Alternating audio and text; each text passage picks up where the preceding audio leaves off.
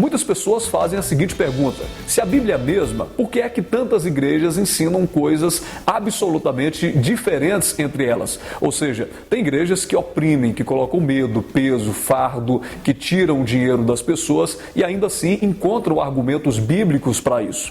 Bom, eu poderia passar várias respostas para você, mas eu queria falar principalmente de uma que permite com que as pessoas sejam enganadas, que é a falta da leitura completa do que está sendo proposto ali na Bíblia. Por exemplo, as pessoas geralmente acham que o livro, a Bíblia, é um conjunto de livros onde existem porções mágicas e você vai lá, pega um versículo qualquer e aí você já constrói uma doutrina universal, né, simplesmente por causa de algo que você leu totalmente fora do contexto histórico, totalmente fora da proposta inicial, do propósito pelo qual o texto foi escrito. E esse é um dos grandes problemas que fazem com que as pessoas sejam enganadas e continuem no engano. Então é óbvio que hoje em dia as pessoas, elas quando falam que está escrito na Bíblia, parece que já é credencial para fazer qualquer coisa. Então o cara cita: não, eu provo na Bíblia que as coisas são assim. Quando você pede ele para provar, ele vai lá num texto do Velho Testamento ou do Novo, isolado, um versículozinho, e aí ele cita aquilo ali com toda arrogância, dizendo: aí, ó, tá vendo, tá escrito lá. Ora, a partir do momento que a Bíblia foi dividida em capítulos e em versículos, facilitou, obviamente, esse tipo de argumento. Porque as pessoas acham que são porções, né, que podem ser utilizadas para qualquer coisa. E elas utilizam, inclusive, esses textos para qualquer coisa. Tanto é que você vê hoje doutrinas absurdas sendo criadas e uma multidão de pessoas seguindo isso cegamente, sem consultar do texto se de fato é aquilo mesmo que está dizendo. Então, uma das coisas que eu acho fundamental para aqueles que não querem ser enganados é ler o texto na íntegra, ou seja, saber qual é o propósito, por que ele foi escrito, onde ele foi escrito, por quem ele foi escrito, se é no Velho, se é no Novo Testamento, se é para os dias de hoje ou não, se já caducou, porque tem textos do Velho Testamento que já caducaram, né? Existem regras do Velho Testamento que não são para os dias de hoje. Então eu acho ideal que você leia na íntegra, né? Saiba o que é que está pedindo.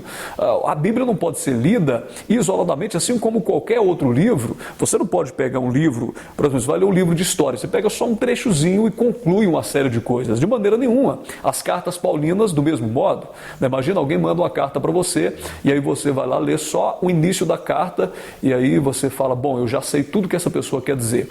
Claro que se a carta for muito pequena, pode ser que você conclua o que ele quis dizer a partir daquele texto que você leu, mas no geral você vai ler do início ao fim, né, para chegar a uma conclusão, principalmente se houver recomendações daquela carta. Então, se alguém te manda uma carta com várias recomendações e considerações, você vai ter que ler ela do início ao fim, né? E isso não acontece geralmente no meio cristão.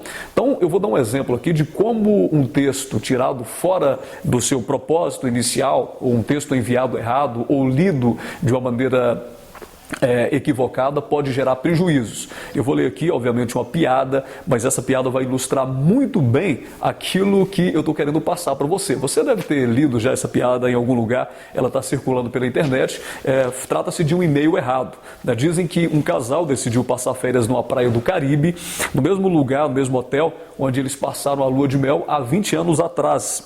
Por problemas de trabalho, a mulher não pôde viajar com seu marido, deixando para ir uns dias depois. Quando o homem chegou e foi para o seu quarto do hotel, ele viu que havia ali um computador com acesso à internet, então decidiu enviar um e-mail à sua mulher, mas errou uma letra, sem se dar conta, e enviou a outro endereço. O e-mail foi recebido por uma viúva que acabara de chegar do enterro do seu marido e que, ao conferir o seu e-mail, desmaiou imediatamente. O filho, ao entrar em casa, encontrou a sua mãe desmaiada perto do computador, que na tela poderia se ler o seguinte, e o e-mail errado que ela leu foi: querida esposa, cheguei bem, provavelmente se surpreendem em receber notícias minhas por e-mail, mas agora tem computador aqui e pode enviar mensagens às pessoas queridas. Acabo de chegar e já me certifiquei que já está tudo preparado para você quando chegar na sexta-feira que vem. Tenho muita vontade de te ver e espero que a sua viagem seja tão tranquila como está sendo a minha. E a observação: não traga muita roupa porque aqui faz um calor infernal. A mulher imediatamente, achando que era o marido que havia falecido, caiu, né, desmaiada de pavor diante daquele e-mail. Por que isso aconteceu? É uma brincadeira, mas ilustra. Por que aconteceu? Porque foi um texto totalmente fora do propósito inicial. O cara enviou para uma outra pessoa, para uma outra circunstância, com recomendações a uma pessoa que estava preparada para receber e estava esperando isso. A viúva leu aquele texto que não era para ela, achando que fosse, ela acabou tendo esse surto. Isso acontece o tempo todo com as cartas paulinas. Vou dar um exemplo aqui. Você vai ler, por exemplo, a carta de Paulo aos Coríntios. Você precisa fazer algumas perguntas, né? Primeiro, por que essa carta foi escrita? Por quem? Aí você vai perceber que foi escrita por Paulo, aproximadamente 55 anos depois de Cristo. Aí você vai fazer a seguinte pergunta: quem eram os coríntios?